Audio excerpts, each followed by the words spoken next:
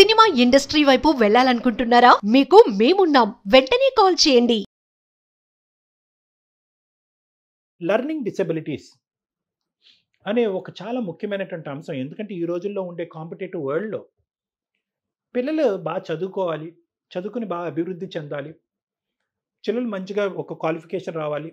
ఆ క్వాలిఫికేషన్ వస్తే కనుక వాళ్ళ లైఫ్‌లో ఆటోమేటిక్‌గా సెటిల్ అవుతారనేటటువంటి ఆలోచన, అభిప్రాయం ప్రతి తల్లి, తండ్రికి ఉంటుంది. చదువుకున్న వాళ్ళు అవనియండి, చదువుకోని వాళ్ళు అవనియండి, ఉన్నత శిఖరంలో ఆర్థికంగా ఉన్న వాళ్ళనుండి, దిగు స్థాయిలో ఉండేటటువంటి వాళ్ళు అవనియండి. కానీ అందరికీ ఈ అదృష్టం వంటబట్టదు. కొంతమంది దురదృష్టకరమైనటువంటి తల్లిదండ్రులు, పేరెంట్స్‌లో ఏంటంటే లెర్నింగ్ డిసెబిలిటీస్ అనేది ఒక ప్రాబ్లమ్ ఉంటది. అంటే ఈ లెర్నింగ్ డిసెబిలిటీస్ అనేది ఒక సింగిల్ కేటగరీ అయినా కూడా దీంట్లో చాలా విడిభాగాలు ఉంటాయండి. కొంతమంది పిల్లలకి జ్ఞాపక శక్తి ఉండకపోవచ్చు. చదువుతారు.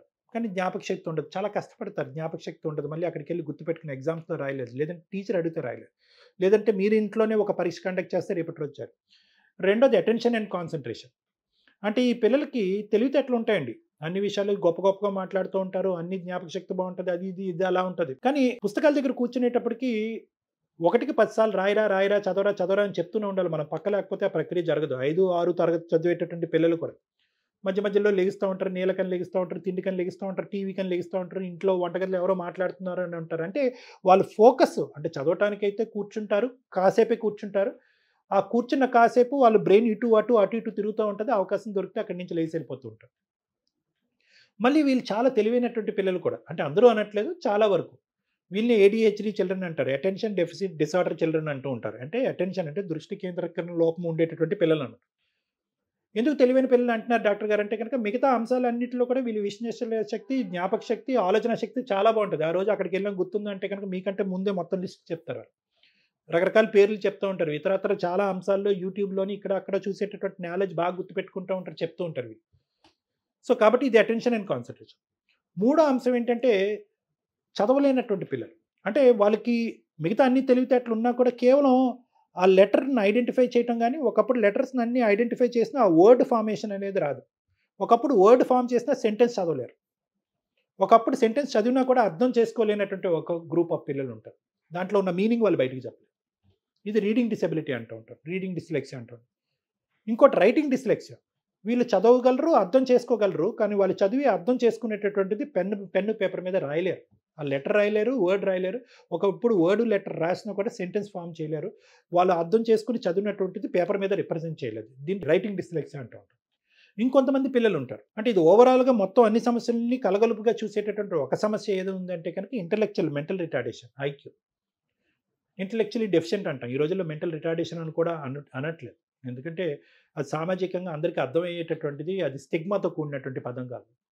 ఈ ఇంటలెక్చువల్లీ డెఫిషియంట్ పిల్లలు ఏంటంటే అంటే విశ్లేషణ బుద్ధి మాంద్యం అంటూ ఉంటారు కదండీ! వాళ్ళనమాట. వీళ్ళు ఎక్కువ ఆలోచన విశ్లేషణ శక్తి చేయకపోవటం వల్ల చదవటానికి పూర్తిగా సహకరించరు. ఒకప్పుడు చదివినా అర్థం చేసుకోలేరు. ఒకప్పుడు చదివి అర్థం చేసుకున్నా కూడా అది జ్ఞాపక శక్తిలో పెట్టుకోలేరు. ఒకప్పుడు చదివి అర్థం చేసుకొని జ్ఞాపక శక్తిలో పెట్టుకున్నా కూడా అది ప్రెజెంట్ చేయలేరు. సో, ఇన్ని మార్గాల్లో వారికొక లోపం అనేది ఉంటది. అన్ని మార్గాల్లో ఉండొచ్చు. చదవటం, అర్థం చేసుకోవటం, జ్ఞాపక శక్తి పెట్టుకోవటం, అది బయటికి చెప్పటం. ఈ 4 వాటిల్లో ఏదో ఒక దాంట్లో సమస్య ఉండొచ్చు. అన్నిట్లో సమస్య ఉండొచ్చు. దీన్ని ఇంటలెక్చువల్ ఐక్యూ ప్రాబ్లమ్ అంటా ఉంటారు. ఇంటలెక్చువల్ డెఫిషియన్సీ అంటా ఉంటాం. మెంటల్ రిటార్డేషన్ అంటారు. బుద్ధిమాంద్యం అంటారు. సో, ఇవి ఇంకా ఇలా మాట్లాడుకుంటూ పోతే ఈ లెర్నింగ్ డిసెబిలిటీస్ అనే కేటగరీలో చాలా ఉంటుంది. ఫైనల్‌గా ఈ కేటగరీ గురించి మనం చెప్పేది ఏంటి అంటే కనుక చదువు రీత్యా వీళ్ళు వెనకబడిపోతారు. సో, స్కూల్‌కెళ్తూ ఉంటారు. వాళ్ళు ప్రతి క్లాసు ప్రమోట్ అవుతూనే ఉంటారు. పేరెంట్స్, టీచర్సు ఏ క్లాస్ చదువుతున్నాడంటే ఫిఫ్త్, సిక్స్త్, సెవెంత్, ఎయిత్ అని చెప్తారు. 10థ్ వరకు వస్తారు. 10థ్ నుంచి ముందుకెళ్ళరు. లేకపోతే 10థ్ అతి కష్టం మీద పాస్ అయ్యి ఇంటర్మీడియేట్ వరకు వస్తారు. ఇంటర్మీడియేట్ తర్వాత ముందుకెళ్ళరు. సో, ఎక్కడో చోట అది బ్రేక్ అనేది పడిపోతా ఉంటది. మరి ఏం చేయాలి ఇటువంటి పిల్లలకి? ఎందుకొస్తుంది అంటే కనుక కొంతవరకు మేనరికం పెళ్ళిళ్ళ వల్ల వస్తుంది. కొంతమంది డెలివరీ టైమ్‌లో కాంప్లికేషన్స్ వల్ల వస్తుంది. కొంతమందికి పిల్లవాడు పుట్టిన తర్వాత ఉమ్మ నీరు తాగటము, శ్వాస సరింగా తీసుకోలేకపోవటం, లేదంటే పుట్టిన తర్వాత ఫిట్స్ రావటం వల్ల రావచ్చు. లేదంటే మధ్యలో ఏదైనా బ్రెయిన్‌కి డ్యామేజ్ అయితే రావచ్చు. ఇలాంటి రకరకాల సమస్యల వల్ల రావచ్చు.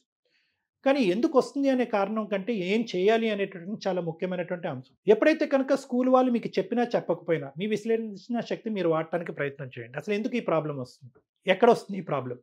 ఏదైనా డాక్టర్ దగ్గరికి తీసుకెళ్ళి కన్సల్టేషన్ తీసుకొని ఫస్ట్ ఒక అసెస్మెంట్ చేయాలా? ఏదో నార్మల్ స్కూలు అనుకుంటూ గుంపులో గోవిందా అనుకుంటూ మనం అందరి పిల్లలతో తోసేయటం అనేటటువంటిది కరెక్టేనా? మన ఏదన్నా ఒక అవరోధాన్ని, ఒక భయంకరమైన పరిస్థితిని, ఫ్యూచర్‌ని, బాబు యొక్క ఫ్యూచర్‌ని, పాప యొక్క ఫ్యూచర్‌ని మనం ఏమన్నా పాడు చేస్తున్నామా? దీన్ని డయాగ్నోసిస్ చేయాలా? వీళ్ళని ఏదైనా ట్రైనింగ్ పంపించాలా? ఇటువంటి పిల్లలకి రెమెడియల్ ట్రైనర్స్ అని ఉంటారు. స్పెషల్ ఎడ్యుకేటర్స్ అంటా ఉంటారు. సో, రోజువారీ స్కూల్స్‌లో వాళ్ళు ఉండరు. వీళ్ళకి స్పెషల్ ట్రైనింగ్ సెంటర్స్ ఉంటాయి. కొంతమంది పిల్లల్ని ప్రత్యేకంగా ఆ సెంటర్స్‌కి పంపించాలి. కొంతమంది పిల్లల్ని ఆ సెంటర్స్‌కి పంపిస్తూ స్కూలుకి కూడా పంపించొచ్చు. ఎప్పుడైతే ఈ సెంటర్స్‌లో బాగా ట్రైన్ అయ్యి, ఎప్పుడైతే ఒక ఫిఫ్త్ స్టాండర్డ్ అబ్బాయి, సెకండ్ స్టాండర్డ్ అబ్బాయిలా పెర్ఫార్మ్ చేస్తున్నాడనుకోండి. ఈ గ్యాప్ అనేటటువంటిది ఈ స్పెషల్ ఎడ్యుకేషన్, రెమెడియల్ ఎడ్యుకేషన్ ద్వారా క్లోజ్ అవుతది. దానికి ఫస్ట్ ఆఫ్ ఆల్ మన అసెస్మెంట్ అనేది చేయటం చాలా ఇంపార్టెంట్. ఎప్పుడైతే ఆ అసెస్మెంట్ చేసిన తర్వాత, ఈ ట్రైనింగ్ తీసుకున్న తర్వాత ఈ గ్యాప్ క్లోజ్ అవుతదో, అప్పుడు రొటీన్ స్కూల్స్‌లో, నార్మల్ స్కూల్స్‌లో మీరు పెట్టడానికి ఒక అవకాశం ఉంటుంది. అంతేగాని కాలం నిర్ణయిస్తది, కాలం నడుస్తది, వయసు నిర్ణయిస్తది, స్కూల్ నిర్ణయిస్తది అని అనుకుని బ్లైండ్‌గా ఎళ్ళిపోతే ఎక్కడో చోట వచ్చిన తర్వాత బ్రేక్స్ పడతది. అప్పుడు ఏదన్నా మనం ఒక ప్రక్రియని, ఒక సైంటిఫిక్ ప్రక్రియను అవలంబించాలంటే అప్పటికే లేట్ అయిపోతూ ఉంటుంది. ఇది లెర్నింగ్ డిసబిలిటీకి సంబంధించినటువంటి ఒక ముఖ్యమైనటువంటి కేటగరీ. నమస్తే.